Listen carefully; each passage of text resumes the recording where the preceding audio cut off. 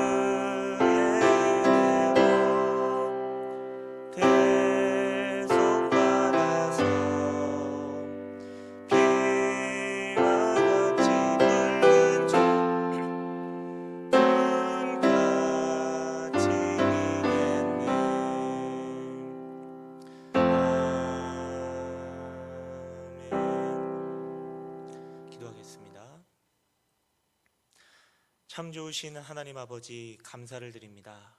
오늘도 복잡하고 또 험한 이 세상 속에서 살아가다가 예배의 자리에 저희들을 세워주시니 감사를 드립니다. 주님, 이 시간 주님 앞에 예배할 때에 임재하여 주시고 이 예배를 받아 주시옵소서.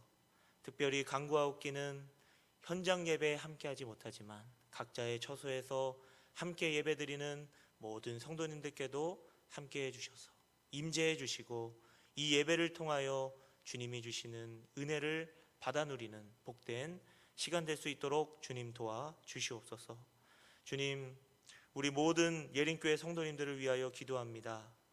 계속되는 코로나19의 상황 속에서 우리의 믿음이, 우리의 신앙이 약화되지 않게 하여 주시고 또 우리의 예배자로서의 정체성을 잃지 않도록 주님 늘 붙들어 주시고 특별히 그 삶의 터전을 붙잡아 주셔서 하나님께서 늘 동행하고 계심을 잊지 않는 우리 모든 성도님들 될 수 있도록 주님의 능력의 팔로 붙잡아 주시옵소서.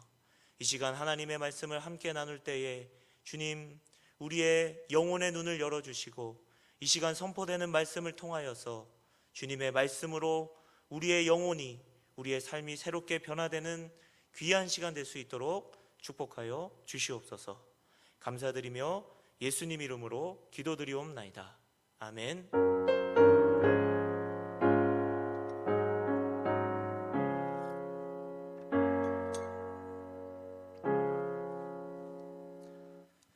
네, 오늘 하나님께서 우리에게 주시는 말씀은 시편 13편 1절에서 6절 말씀입니다.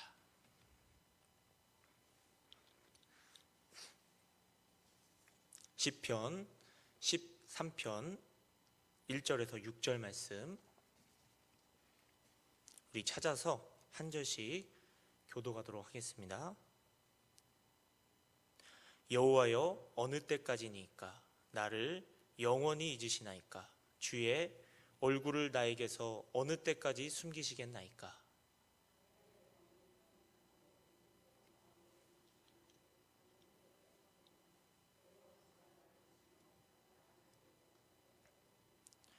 여호와 내 하나님이여 나를 생각하사 응답하시고 나의 눈을 밝히소서. 두렵건대 내가 사망의 잠을 잘까 하오며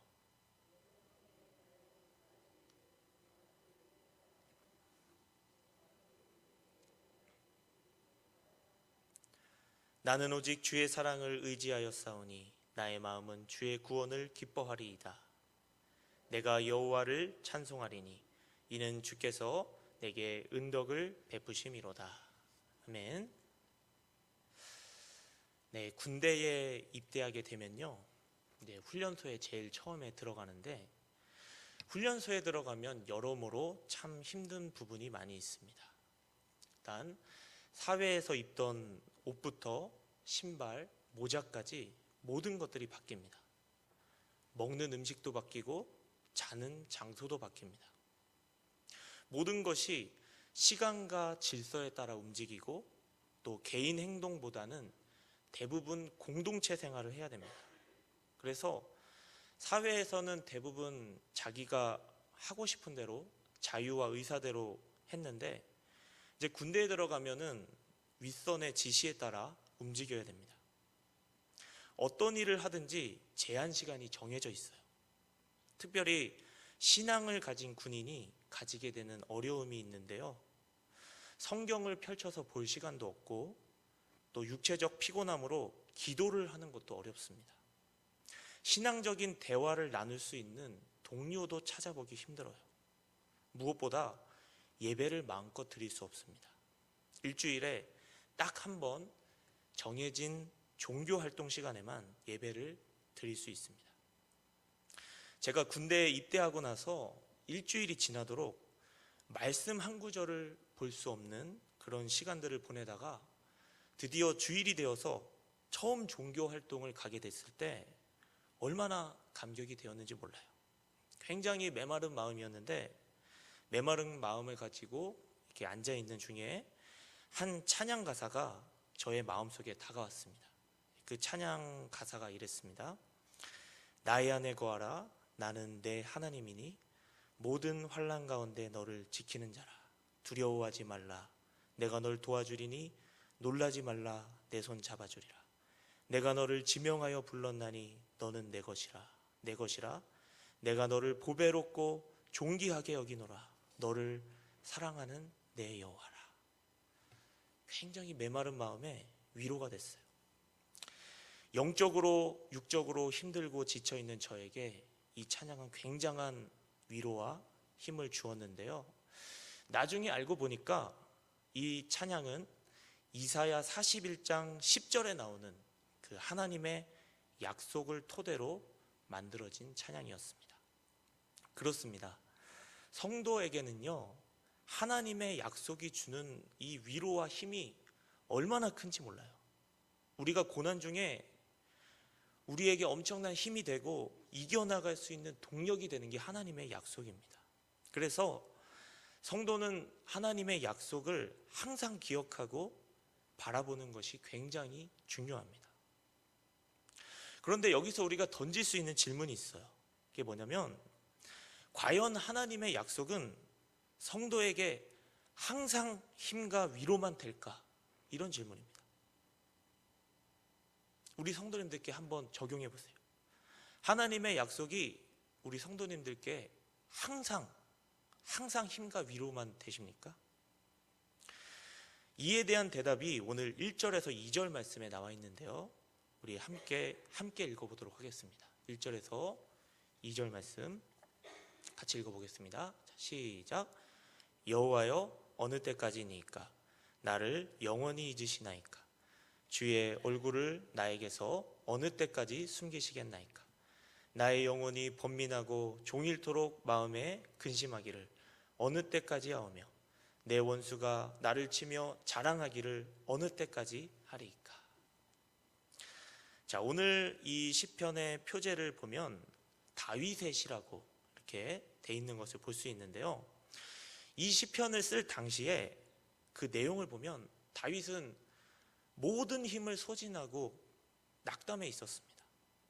우리가 이 시편의 배경에 해당할 만한 고난들이 다윗의 삶에는 많이 있는데, 학자들은 주로 그 배경을 다윗이 사울 왕에게 쫓길 때를 가장 유력하게 추정하고 있습니다.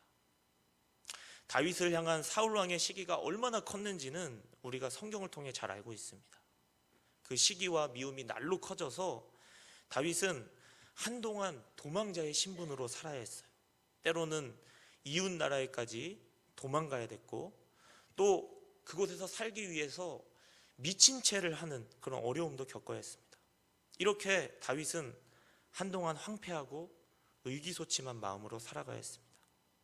다윗에게 닥친 고난으로 인해서 단 하루, 단 한 시간도 생명을 보장받기 어려운 극한 상황에서 다윗이 무엇을 생각했을까요?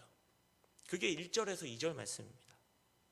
하나님이 자기를 잊으신 것은 아닌지, 버리신 것은 아닌지 두려운 마음이 드는 거예요. 그래서 1절에서 2절의 고백을 하는데요. 여기에 동일하게 반복되는 표현이 하나 있습니다. 그게 뭐냐면 어느 때까지라는 표현이에요. 1절에서 2절 말씀을 보면 총 4번이 사용되고 있는데, 자, 이 표현을 보면 다윗의 인내가 한계에 다 달았다, 이런 것을 볼 수가 있습니다. 자, 왜 그럴까요? 다윗은 왕으로 기름 부음을 받고 나서 하나님이 자신을 왕으로 세우셨다는 것을 알았습니다. 그 하나님의 약속을 항상 마음에 품었어요. 그런데 현실에서는 계속 고난이 길어지는 겁니다. 얼마나 힘들었을까요?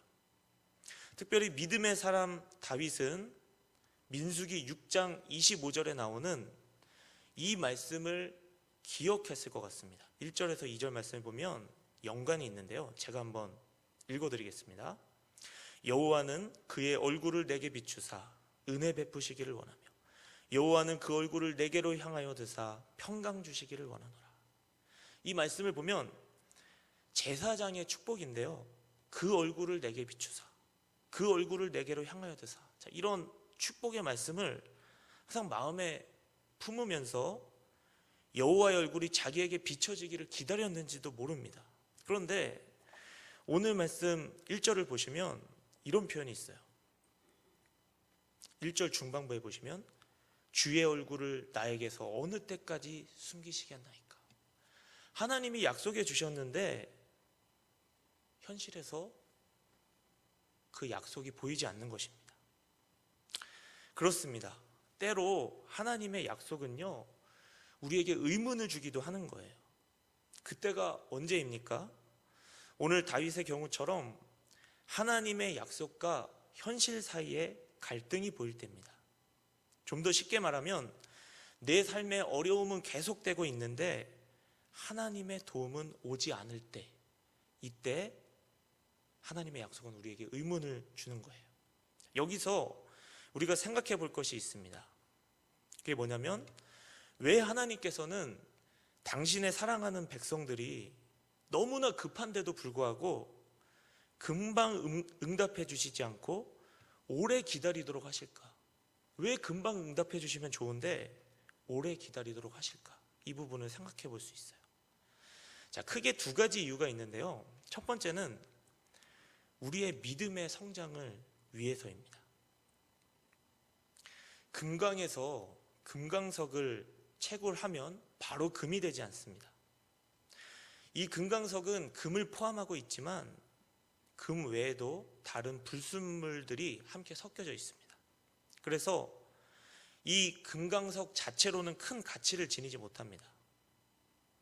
그래서 순수한 금을 얻기 위해서 금강석을 뜨거운 용광로에 넣어서 녹여가지고 금과 불순물을 분리하는 거예요. 그러한 과정을 수차례 거쳐야 순수한 금이 나오는 것입니다. 순결한 성도가 되는 것도 마찬가지입니다. 죄로 오염된 우리가 순결한 성도로 성장하려면 많은 고난의 용광로에서 녹여져야 하는 거예요. 그래서 하나님은 우리에게 환난을 허락하시고 때로 우리가 견디기 어려울 정도에 이르러서 절규하며 부르짖기까지 침묵하기도 하시는 것입니다. 두 번째 이유가 있는데요. 왜 하나님이 침묵하실까? 하나님의 침묵의 시간은 우리의 믿음을 시험하는 기간이기도 하다는 사실입니다. 구약 성경을 보면 사울 왕은 다윗과 마찬가지로 이스라엘의 왕으로 선택을 받은 사람이었습니다. 조건은 사울이나 다윗이나 같았어요. 하지만 사울 왕은 블레셋과의 전쟁을 앞두고 하나님이 정하신 기간을 인내하지 못했습니다. 사무엘이 사울에게 가서 자기가 오기까지 기다리라고 단단히 일러두었습니다.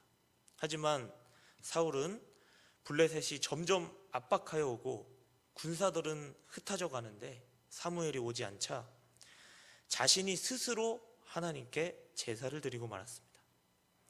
이것은 제사장에게만 부여된 권리를 침해하는 것으로 하나님의 거룩하심을 침해하는 행위였습니다. 하나님은 사울의 믿음을 보기 위해서 사무엘을 지체하게 하셨지만 사울은 그 기간을 참지 못하고 범죄하고 만 것이에요. 이런 사울이 어떻게 됐을까요? 사울은요, 하나님의 시험의 기간을 인내하지 못함으로 신앙의 실패자가 되었고 결국에 하나님께 버림받고 다윗이 그의 자리를 대신하게 되었습니다. 그렇습니다.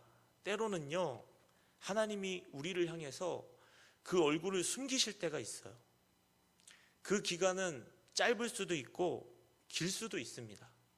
중요한 것은 그 기간이 우리의 믿음을 시험하기 위한 기간이 될 수도 있다는 것입니다. 우리는 이 사실을 알고 하나님이 침묵하실 때 인내할 수 있어야 돼요. 자, 여기서 우리가 한 가지 질문을 더 던질 수가 있는데요. 그러면 하나님이 침묵하실 때 우리는 어떻게 해야 될까? 이런 질문을 던질 수 있습니다. 자, 오늘 시인이 그에 대해서 잘 보여주는데요. 1절에서 2절 말씀을 제가 한번 읽어보겠습니다. 1절에서 2절 말씀. 자, 여호와여 어느 때까지니까 나를 영원히 잊으시나이까? 주의 얼굴을 나에게서 어느 때까지 숨기시겠나이까? 나의 영혼이 번민하고 종일토록 마음에 근심하기를 어느 때까지 하며 내 원수가 나를 치며 자랑하기를 어느 때까지 하리이까? 자, 지금 시인이 어떻게 하고 있습니까?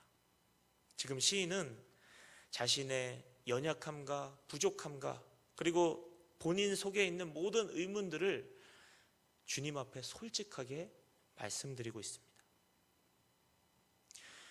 이것이 주님이 보실 때 믿음의 자세입니다.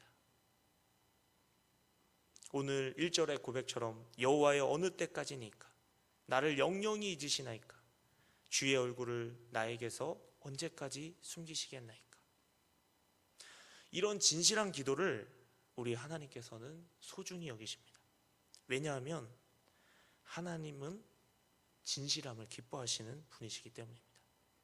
우리가 하나님 앞에 우리의 의문과 부족함과 연약함을 솔직하게 다 말씀드리면 주님이 우리에게 주시는 은혜가 무엇일까요? 다시 한번 우리 마음속에 은혜가 솟아나게 하시고 믿음으로 인내할 수 있는 그런 마음을 주시는 거예요. 우리가 하나님의 침묵이 느껴진다고 해서 기도를 중단하고 분노하고 원망만 하고 있으면 우리의 믿음은 계속 침체만 되고 마는 것입니다. 사랑하는 성도 여러분, 진실하게 기도하는 것이 성도의 힘입니다. 오늘 우리 모두가 하나님께 진실하게 드리는 이 기도를 회복하기 원합니다. 자, 오늘 3절에서 4절 말씀에 보면 이제 시인이 두 가지 기도 제목으로 하나님께 기도를 하고 있는데요. 자, 그것이 무엇일지 함께 보도록 하겠습니다. 자, 3절 말씀 함께 읽어보겠습니다. 3절 말씀 읽어보겠습니다. 시작. 여호와 내 하나님이여, 나를 생각하사 응답하시고 나의 눈을 밝히소서. 두렵건대 내가 사망의 잠을 잘까 하오며. 이 시인의 첫 번째 기도 제목은요, 3절을 보시면 자신의 눈을 밝혀달라고 호소하고 있습니다. 그런데 여기서 우리가 주목할 게 뭐냐면 그 이유입니다. 눈을 밝혀달라는 이유예요. 그 이유가 뭐냐면 사망의 잠을 잘 것 같기 때문이라고 이야기합니다. 여기서 사망의 잠을 잔다는 것이 무엇을 의미할까요? 자, 이 말은 쉽게 말해서 여호와 하나님을 향한 믿음을 잃어버리는 것을 의미합니다. 그러니까 다윗은 자기에게 고난이 멈추지 않고 계속된다면 자신의 연약함으로 인해서 여호와 하나님을 향한 신앙을 잃어버려서 하나님과의 관계가 단절될까 봐 지금 염려하고 있는 것입니다. 믿음의 시선을 잃어버릴까 봐 염려하고 있는 거예요. 다윗처럼 믿음의 사람도 이렇게 기도한 것을 보면서 인간이란 지극히 연약한 존재임을 우리는 알 수 있습니다. 인간은 어느 순간 실족할지 모르는 거예요. 그래서 지금 다윗은 자만하지 않고 하나님께서 자신의 한계를 기억하시고 자신을 구원하셔서 사망의 잠을 자는 상황에 이르지 않도록 하나님께 호소하고 있는 것입니다. 우리도 마찬가지입니다. 우리 삶 속에 고난이 지속되면 우리의 연약함으로 우리는 모두 실족할 수 있습니다. 따라서 우리가 고난당할 때 주님께 드려야 될 기도 제목이 있습니다. 이런 기도 제목이에요. 주님, 이 고난으로 인해서 사망의 잠을 자지 않도록 도와주시옵소서. 고난으로 인해서 주님을 향한 신앙과 시선을 잃어버리지 않게 하여 주시옵소서. 자, 이것이 오늘 우리가 시편 13편을 통해서 배울 수 있는 고난 중에 첫 번째 기도 제목입니다. 자, 두 번째 기도 제목은 4절에 나와 있는데요. 우리 4절 말씀 같이 한번 읽어보겠습니다. 4절 말씀 읽어보겠습니다. 자, 시작. 두렵건대 나의 원수가 이르기를 내가 그를 이겼다 할까 하오며 내가 흔들릴 때에 나의 대적들이 기뻐할까 하나이다. 4절 말씀을 보시면 지금 다윗은 두려워하는 것이 있습니다. 그게 뭐냐면 원수가 자신을 이겼다고 하면서 대적들이 기뻐하는 것이 두렵습니다. 이런 기도를 하고 있습니다. 여러분, 이 말이 무엇을 의미할까요? 지금 다윗은 구원을 호소하고 있는데 그 이유가 자신이 원수들에 의해서 망하게 되면 하나님의 영광에 누가 되기 때문에 구원해달라고 간구하고 있는 것입니다. 한마디로 하나님의 영광을 먼저 생각하는 기도입니다. 다윗의 기도는 철저하게 하나님의 영광을 먼저 생각하는 기도였습니다. 다윗이 지금 구원을 호소하는 동기는 내가 위험에 처해 있으니까 구원해달라 이런 것에만 있지 않습니다.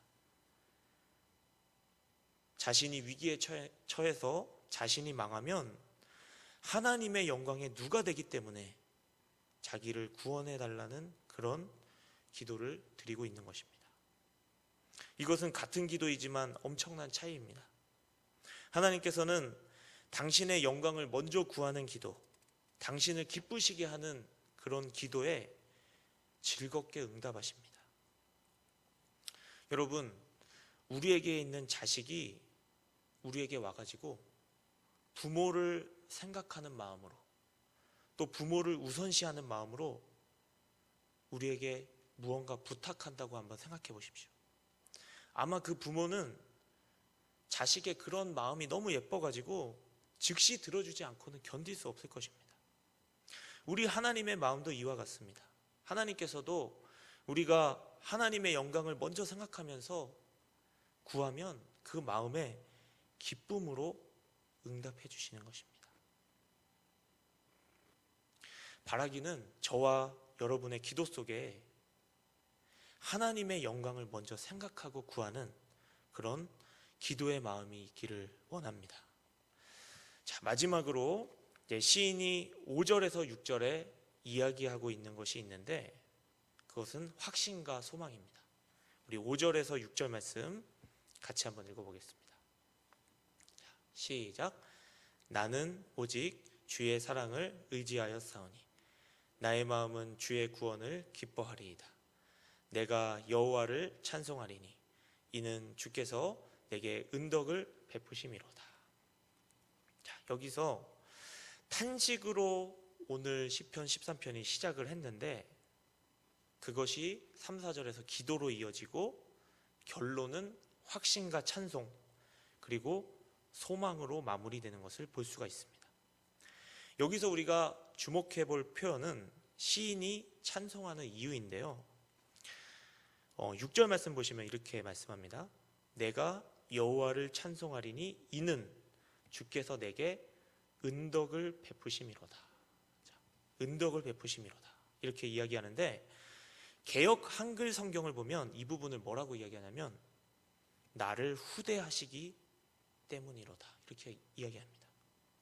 자, 이 말이 무슨 의미냐면 하나님께서는 우리가 요구한 것만 들어주시는 것이 아니라 생각하지 못했던 것까지 넘치도록 채워주시기 때문에 내가 주님을 찬양합니다. 이런 의미예요. 이것이 하나님이 역사하시는 방법인 거예요.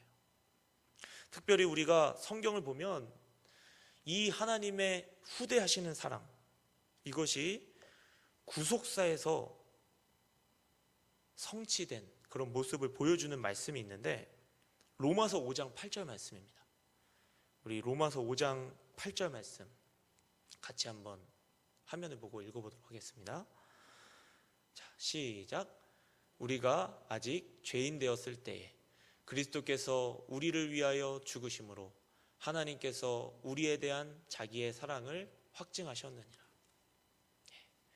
주님의 후대하시는 사랑, 그 사랑이 구속사에서 어떻게 성취되었을까요? 우리가 아직 죄인 되었을 때에 그리스도께서 우리를 위하여 죽으심으로 하나님께서 우리에 대한 자기의 사랑을 확증하셨느니라. 자, 여기서 확증이란 단어는 확실하게 증명하셨다는 뜻입니다. 하나님께서는 말로만 우리를 사랑하지 않으셨습니다. 원수를 위해서 자기 아들을 화목제물로 내어주시면서 말씀하시는 거예요. 내가 너희를 얼마나 사랑하는지 너희는 믿겠느냐? 이제는 믿겠느냐?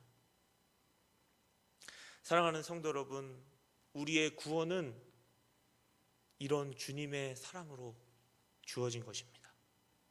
이보다 더한 후대하심은 없는 거예요. 말씀을 맺겠습니다. 주님이 이 땅에 오시기까지 성도들의 시련과 고난은 끝나지 않습니다. 시련과 고난 중에 성도가 최우선으로 해야 할 일은 주님의 사랑을 끝까지 신뢰하며 기도하는 것입니다. 코로나19의 긴 고난의 상황 속에서 여러 가지 모양으로 우리에게 임한 그런 고난들이 있을 것입니다. 이 고난 중에 우리가 기도로 승리하는 그런 모든 성도님들 다 되시기를 주님의 이름으로 축복합니다. 기도하겠습니다. 사랑해 주님, 우리의 삶 속에 여러 가지 고난이 있을 때에 때로는 우리의 연약함으로 하나님의 약속에 대한 의문이 들 때도 있습니다. 주님, 그런 상황 속에서 우리가 더욱 기도하게 하시고 또 주님의 사랑을 신뢰하면서 끝까지 기도의 자리에 머물며 고난을 잘 극복하는 우리 모두가 될 수 있도록 주님 은혜 내려 주시옵소서. 감사드리며 예수님 이름으로 기도드리옵나이다. 아멘. 네, 교회 소식 전달드리겠습니다. 나머지 부분은 주보를 참조해 주시고요. 금주 기도 제목 주보에 게재가 되어 있습니다. 홈페이지에도 기도 제목이 있는데 매일 이 제목으로 우리의 자리에서 함께 기도했으면 좋겠습니다. 교인동정에 이인자 권사님, 남편 되시는 이동욱 성도님 소천하셨고 또 이재훈 집사님, 이민숙 집사님 카페 이전을 하셨습니다. 함께 기도해 주시고 위로해 주시면 감사하겠습니다. 우리 찬송가 539장 1절과 4절 함께 찬양하시고 주기도문으로 예배를 마치겠습니다.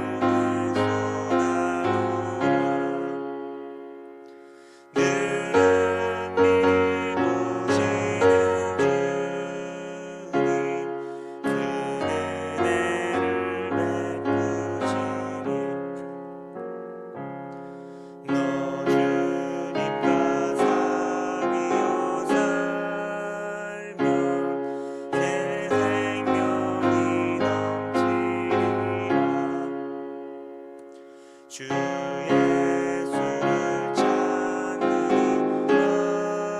앞에 창밖은 빛 비추어라. 주 예수께 조용히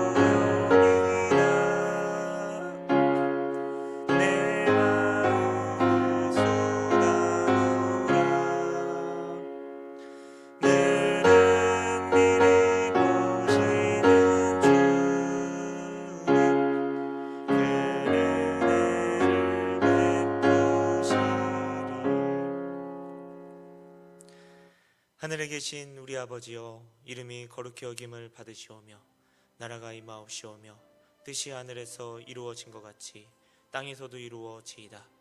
오늘날 우리에게 일용할 양식을 주옵시고 우리가 우리에게 죄 지은 자를 사하여 준 것 같이 우리의 죄를 사하여 주옵시고 우리를 시험에 들게 하지 마옵시고 다만 악에서 구하옵소서. 대개 나라와 권세와 영광이 아버지께 영원히 있사옵나이다.